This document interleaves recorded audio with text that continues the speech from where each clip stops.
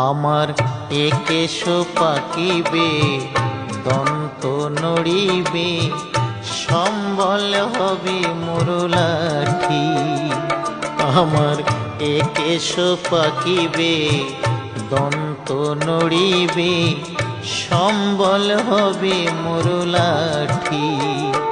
তখন পুত্র পরিজন সকলে বলিবে, পুত্র পরিজন সকলে বলিবে, এ জঞ্জাল মরিলে বাঁচি মুনামার মানুষ হইয়া জন্ম লোভিয়া মানুষের করিলাম কি।